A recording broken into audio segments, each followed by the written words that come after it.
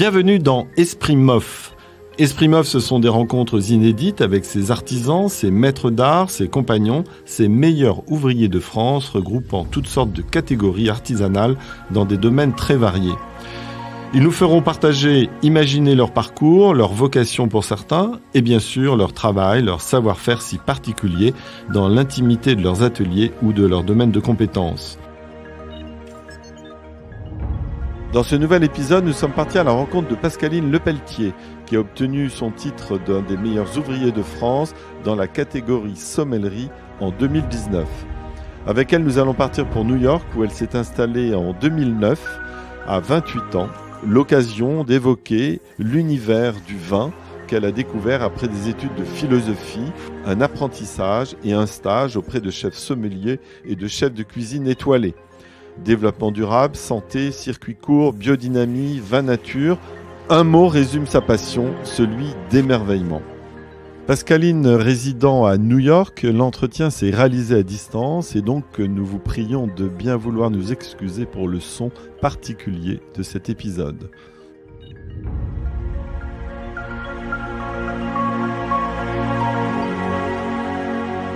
Pascaline Lepelletier, vous avez remporté le titre de un des meilleurs ouvriers de France en février 2019 dans la catégorie sommellerie. Quel a été le déclic pour vous présenter au concours des MOF ? Cela faisait en fait très longtemps que je voulais me présenter, et en fait je me suis inscrite 2 fois et je n'y suis pas allée parce que j'étais déjà aux États-Unis et que je ne me sentais pas en fait prête pour aller chercher un diplôme de cette envergure. Et le déclic s'est fait en 2016 lorsque j'ai en fait changé de restaurant et de statut et je suis devenue associée d'un restaurant et subitement en fait la vision des choses change énormément. Au niveau de la transmission, de l'encadrement des équipes, de ce que vous avez envie de donner en fait au quotidien dans votre métier. Et cette expérience professionnelle m'a fait me rendre compte que j'étais prête pour le MOF et que je voulais y aller. Voilà. Et que je voulais y aller parce que j'étais en plus aux États-Unis et que je voyais à quel point en fait l'art de la table français, la sommellerie française, la gastronomie française étaient des atouts incroyables et me nourrissaient et que je m'en éloignais. Et donc j'ai vu le MOF comme une possibilité pour moi de replonger dans cette idée d'excellence à la française qui faisait qui j'étais aux États-Unis. Comment vous avez été sélectionné au départ ? En ce qui concerne la sommellerie, en fait, il n'y a pas de sélection, mis à part que vous devez avoir une certaine expérience professionnelle et être soit résident français depuis un certain nombre d'années et ou français. Puis nous avons eu des périodes et des épreuves de présélection, puis la finale. Parlons peut-être de ces épreuves justement. Qu'est-ce qu'on vous a demandé ? À chaque fois, il faut un peu recréer les conditions d'un restaurant. Donc il y a 3 grands types d'épreuves. Les épreuves qu'on attend un petit peu, qui sont des épreuves de théorie. On doit avoir une culture de la gastronomie extrêmement répandue, évidemment. On fait des accords mets et vins. Il faut aussi qu'on ait une culture générale extrêmement importante pour pouvoir en fait entretenir nos clients, pour pouvoir parler avec eux. Donc il y a beaucoup de culture générale à avoir. Après, on a évidemment des épreuves de dégustation, des vins, des spiritueux, des thés, des cafés, en fait toutes les boissons que nous pouvons servir à un client. Savoir les reconnaître, les apprécier. Et après, nous avons des épreuves pratiques qui vont de la vérification d'un office, savoir si nos outils de travaux sont prêts pour notre service, au management d'un commis ou la formation des équipes, à la discussion avec un chef et avec le pur service. Donc l'idée est vraiment d'essayer de baliser tous les champs de compétences qu'on a quand on est un sommelier, qui sont en fait beaucoup plus larges et vastes qu'on ne le croit. Est-ce que vous étiez la seule femme à vous présenter cette année-là ? Non, nous étions de mémoire une petite dizaine de femmes, ce qui était fantastique à voir. Et malheureusement, j'étais la seule à avoir été sélectionnée pour la finale. Est-ce que vous avez rencontré d'autres sommeliers pour préparer ces épreuves ? La beauté de ce diplôme, c'est effectivement l'idée d'une entraide entre professionnels, que ce soit entre anciens MOF, les MOF sommeliers, mais aussi des MOF cuisiniers, des MOF pâtissiers, des MOF chocolatiers. Donc j'ai préparé cela sur 2 ans. Aux États-Unis, j'ai rencontré beaucoup de MOF qui étaient sur la côte est américaine. Alors il y en a pas beaucoup, mais j'ai essayé de les rencontrer pour comprendre l'esprit du MOF. Alors pas forcément que des MOF art de la table. En France, j'ai beaucoup travaillé avec les MOF sommeliers. Et après, effectivement, J'ai constitué un groupe de travail avec lesquels je m'entraînais toutes les semaines en fait. C'est vraiment comme un sport. Et donc chaque semaine, j'avais des exercices à tous les niveaux et j'étais très bien encadrée. Là, aux États-Unis, on a aussi la chance d'avoir à New York beaucoup de chefs français. Donc dès que vous dites que vous préparez le MOF, les portes s'ouvrent en fait. Il y a un tel respect pour le diplôme que j'ai vraiment eu la chance de rencontrer plein de personnes fantastiques pour m'aider.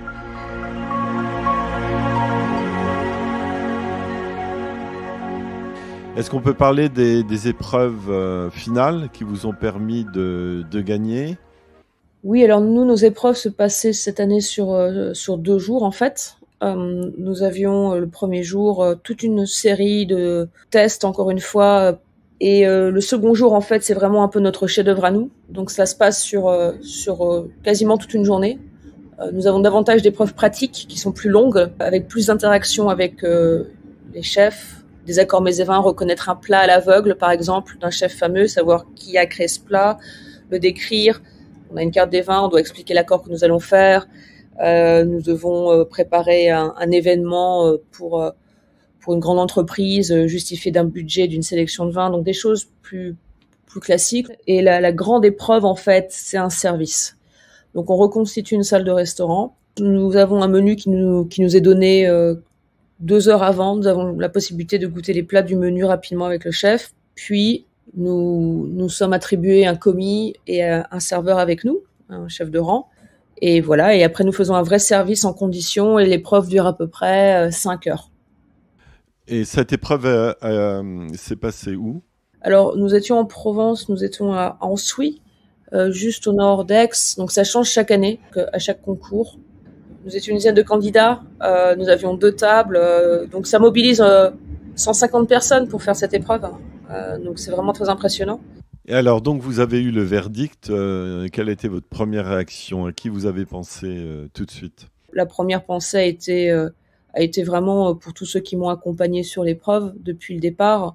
Après mes collègues et ceux qui m'ont mis le prix à l'étrier en tant que sommelière. Voilà, donc mon premier chef. Je l'ai appelé assez rapidement. La famille aussi a été informée très très vite parce que si vous n'avez pas un solide noyau familial, si vous n'êtes pas bien entouré personnellement, c'est extrêmement compliqué. C'est vraiment un diplôme de cœur aussi pour ça. Et donc effectivement, mon épouse et mes parents étaient informés aussi dans les tout premiers. Mais je crois qu'ils ont été informés par les réseaux sociaux avant moi parce que j'étais prise. Au regard de votre parcours et de votre réussite à ce concours, quels conseils pourriez-vous donner justement à un candidat qui se lancerait dans la course ? Je crois qu'il faut se préparer en se disant qu'on est MOF. C'est-à-dire que c'est pas quelque chose où on arrive le jour J, on passe et voilà, c'est fait. Je crois que c'est une attitude, un état d'esprit qui se prépare des années en avance. Et en fait, quand j'ai décidé moi d'y aller, je me suis dit voilà, pour moi c'est ça l'esprit MOF et je vais essayer de l'incarner au quotidien dans mon travail. Pour faire cela, il faut se préparer en amont et je pense qu'il faut passer beaucoup de temps avec des personnes qui ont eu le titre. Pour essayer de comprendre ce qui fait la différence, quel est l'état d'esprit. Une fois encore, on est dans l'excellence, mais on n'est pas dans la technicité absolue. C'est pas parce que vous connaissez tous les cépages de toutes les appellations de France, avec toutes les superficies et les taux d'alcool, que vous êtes un bon sommelier. Mais vous avez le temps de revenir en France un peu pour voir les vignerons, aller dans les vignobles Je rentre très régulièrement en France. Je suis en France quasiment tous les 2 mois, oui. C'est clé pour moi que ce soit effectivement la visite des vignerons, la dégustation, mais aussi rester connecté avec la sommellerie française. Est-ce qu'avec ce diplôme, vous devenez d'une certaine façon une ambassadrice du vin à travers ce concours ? Alors oui, absolument. J'ai l'honneur régulièrement en fait de collaborer avec le consulat de France ou avec l'ambassade, et donc ce sont des occasions que je ne manque pas effectivement pour porter la bonne parole au niveau de l'art français du vin et de la gastronomie et de la culture en général. Oui.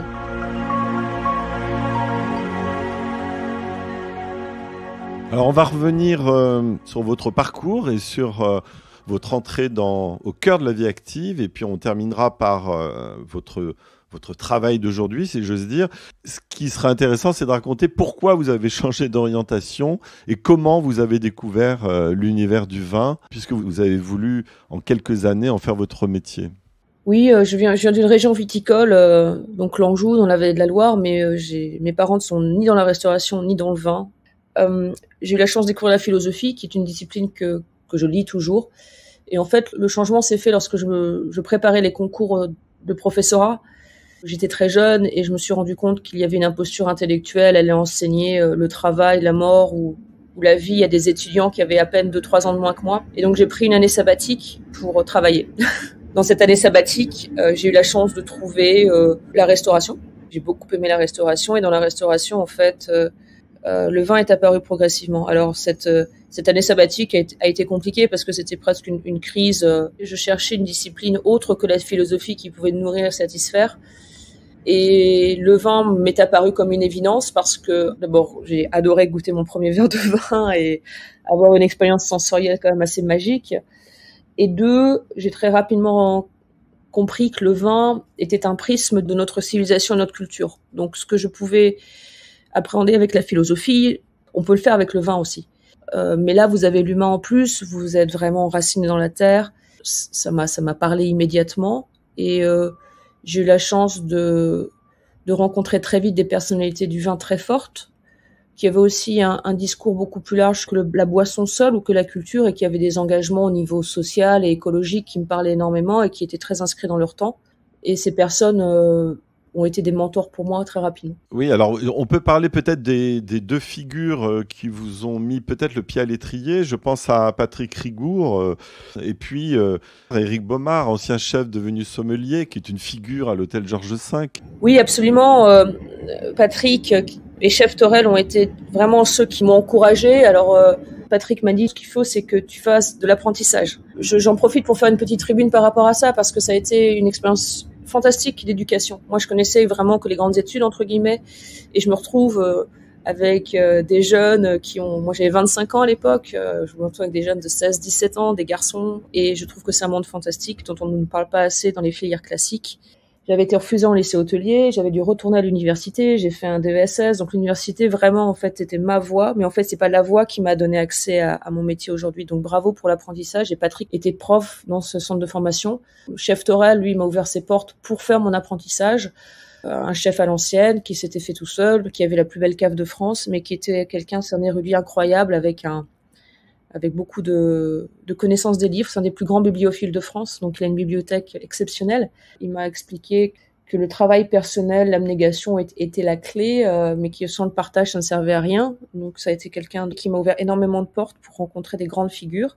Et c'est grâce à lui notamment que lorsque j'ai postulé pour faire un stage en parallèle de mon métier, il m'a suggéré d'écrire une lettre à Monsieur Baumard. Et quand Monsieur Baumard a lu la lettre de Monsieur Torel, le nom a fait tilt et Monsieur Baumard a accepté de me rencontrer. Voilà, il m'a donné aussi ma chance. Donc Monsieur Baumard, effectivement, est quelqu'un que j'admire énormément. Quand vous rencontrez des personnes comme ça très tôt dans votre carrière, effectivement, lorsque vous pensez au MOF, vous pensez à des gens comme ça.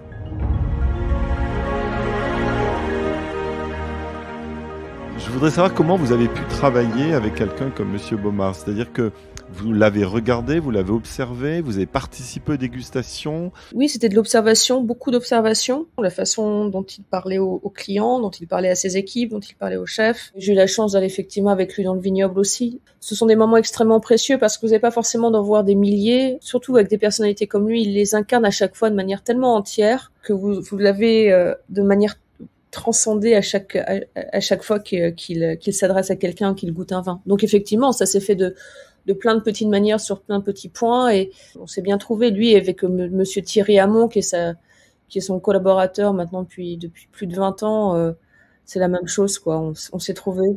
C'était l'époque d'Éric Briffard déjà. Vous avez pu déguster sa cuisine et faire des associations, des alliances entre la sommellerie et ses créations. Moi, j'avais pas le pouvoir de faire les accords. J'écoutais, je regardais. Mais ce qui était très bien parce que il y a des moments dans votre carrière où vous avez besoin d'écouter en fait. Et j'ai observé. Donc oui, ça a été une grande leçon de gastronomie française. Ouais. Parce qu'aujourd'hui, on peut plus parler de vin sans parler de gastronomie, évidemment, dans les deux sens. On est obligé en fait de redécouvrir le goût. Mais pour que ça marche, effectivement, de notre côté, il faut vraiment travailler sur des connaissances techniques. Il faut, malgré tout, ça reste de la chimie dans votre bouche qui se passe.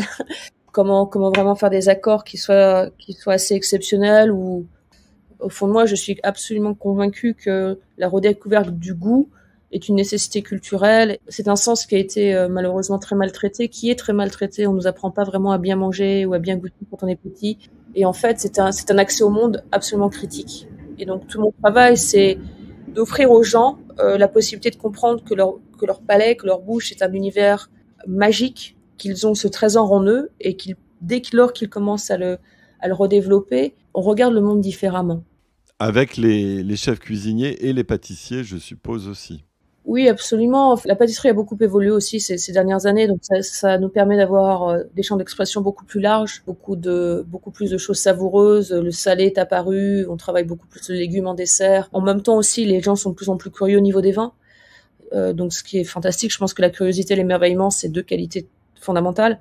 Vous êtes là aussi pour faire le lien avec le client qui peut être un peu perdu ou qui est victime un petit peu des idées reçues. Oui, c'est une partie, vous avez absolument raison, c'est une partie incroyable de mon travail, surtout quand vous avez gagné la confiance du client. Quand j'ai quelqu'un au restaurant, c'est pas pour une seule fois. Ce que j'ai envie, c'est que le client revienne et qu'on se connaisse et qu'on développe une relation. Et dans ces cas-là, vous pouvez vraiment l'emmener dans des voyages.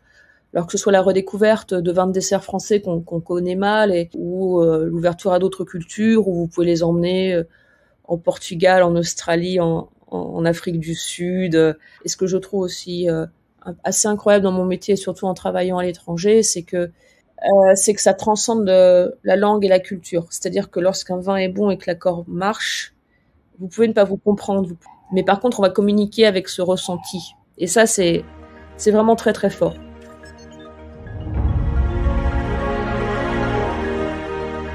Qu'est-ce qui fait qu'une Française part aux États-Unis bien décidée à s'intégrer dans la vie new-yorkaise? Je suis partie parce que j'ai eu la chance de travailler avec un projet assez exceptionnel qui avait des valeurs très très fortes et qui voulait développer un concept de gastronomie fondé sur la santé et le développement durable. Tout ce dont on parle aujourd'hui. Et moi, ils m'ont proposé de faire la carte des boissons avec ces équipes de nutritionnistes, de scientifiques, réfléchir sur qu'est-ce que ça veut dire que bien boire, est-ce qu'on peut bien boire quand il y a de l'alcool. Le challenge a été fantastique parce que c'était à la fois de la recherche et de l'application. Et donc, ce qui devait être 6 mois est devenu 1 an, est devenu 3 ans, et maintenant, ça fait 12 ans que je suis là. Parce que la ville de New York m'a beaucoup plu, avec une clientèle très, très, très ouverte, très curieuse, très francophile. Et donc, je pouvais à la fois exprimer ce que j'avais appris en France, mais en même temps, je pouvais m'ouvrir sur plein d'autres cultures. J'ai lu que on vous avez décerné le prix de la meilleure carte des vins. Comment ça s'est fait? Depuis cet engagement que j'ai eu avec mon premier groupe de restaurants, j'ai toujours voulu défendre le travail des vignerons et des artisans de la vigne, avec pour ethos de mettre en avant soit des cultures traditionnelles, soit des nouveaux artisans qui s'installaient, mais à chaque fois avec un respect du travail de leur sol et de leur vigne. Ça m'a permis de sortir un peu des sentiers battus, donc la carte avait une vision très internationale, mais en respectant en fait les traditions viticoles un petit peu oubliées. Donc on avait des vins de Géorgie, on avait des vins d'Arménie, on avait des vins d'Israël. On mettait aussi en avant des cépages oubliés, des techniques oubliées, et il y avait aussi une composante assez forte esthétique. On avait de l'humain, donc chacun de mon équipe et moi-même, on pouvait vous raconter l'histoire et on avait essayé de donner ça dans l'histoire de la carte que nous avions.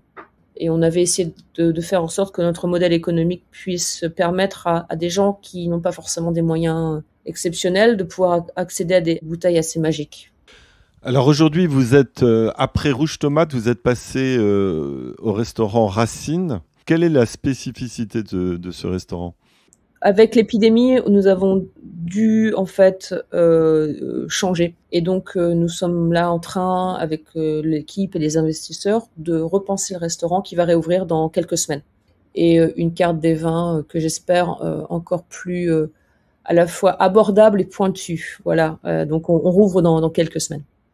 Et par exemple, cette cave, vous avez combien de références et combien de cols à l'intérieur ? 3200, 3400 références. Je vais changer un petit peu le modèle, c'est-à-dire qu'on la cave, je voudrais la faire vieillir. La référence que vous verrez imprimée sera d'à peu près 800 références qui changeront très régulièrement. Donc vraiment un travail de saisonnalité fort avec des vins qui continueront à mettre en avant le travail des artisans vignerons. Quelle est la différence entre les Parisiens, disons, et les New-Yorkais dans leur façon d'aborder le vin? Je pense que le New-Yorkais est beaucoup plus ouvert et cosmopolite. Voilà, on est dans une ville où vous avez plus de 160 nationalités, hein. Donc c'est une ville qui est très curieuse, mais qui sont aussi incroyablement exigeants parce que vous pouvez avoir accès à tout. Alors ils apprennent très très vite, mais ils peuvent aussi changer d'avis très vite. Mais il y a une espèce de jovialité et d'enchantement un peu enfantin quand même.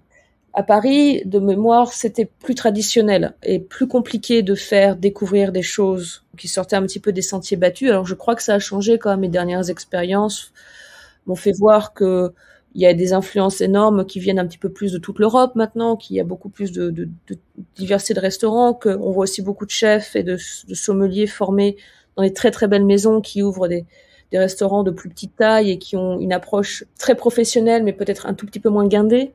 Et la biodynamie, ça fait partie aussi de la grande tendance peut-être de ces dernières années. Il y a une prise de conscience de la nécessité, de la qualité de l'agriculture et de la viticulture. Le mouvement des vins nature aussi est très très très très fort ici. New York, il faut vous dire que c'est un incubateur et que ça accélère tout en fait. Il y a un tel pouvoir financier avec une telle masse de consommation que tout est décuplé. Une fois que ça prend, mais ça prend...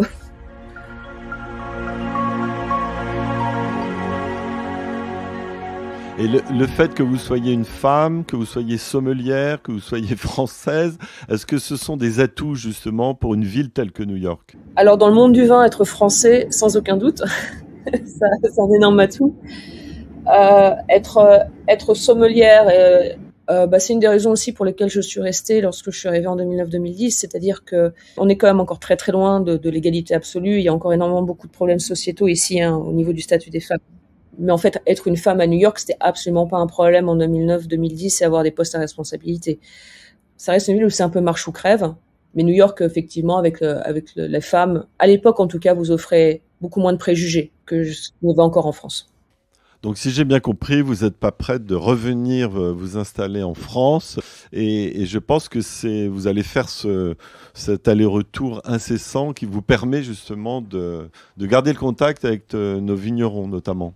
Je pense qu'être à l'étranger, ça permet d'avoir un regard sur son origine qui est incroyablement enrichissant. Les États-Unis m'ont beaucoup apporté, mais la France aussi me manque beaucoup et je crois que le futur du vin, que le futur de la gastronomie va beaucoup être en Europe. Donc, dans les années à venir, je vais passer plus de temps entre les deux pays. Quel est l'objet fétiche qui vous représente dans la vie quotidienne? J'ai un tire-bouchon. Le problème, c'est que lorsqu'on voyage beaucoup, on vous les prend à la douane. Donc maintenant, on voulait les avoir toujours sur moi. Il y en a qui restent à la maison. Et l'autre chose, c'est un carnet de notes pour prendre toujours mes impressions au niveau des vins que je goûte. Des choses qui peuvent me servir dans mon métier au quotidien, quand je vois une peinture, quand j'ai un morceau de musique ou une idée. Et j'écris de plus en plus. Donc, pour terminer, Pascaline, j'aimerais bien vous demander si vous avez une devise dans la vie, une devise qui vous guide. Une des citations qui m'a marquée lorsque j'étais au début de ma carrière de philosophe, c'est un mot grec. Dans la citation, c'est dire ne jamais arrêter de s'émerveiller.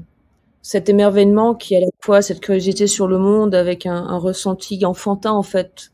Ça me dit ne pas avoir de préjugés, ça me dit de continuer d'apprécier la vie, d'avoir juste ce bonheur juste de découvrir quelque chose qui vous relie aux autres de manière extrêmement humble et simple et naturelle. Donc voilà, c'est juste continuer de m'émerveiller. Merci beaucoup Pascaline Lepelletier d'avoir témoigné, raconté un peu votre vie new-yorkaise. Merci beaucoup.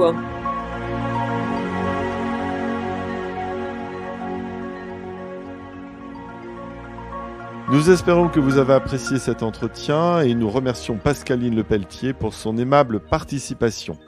Entretien Gilles Brochard, production Pierre-Henri Verlac. À très bientôt pour un nouvel épisode.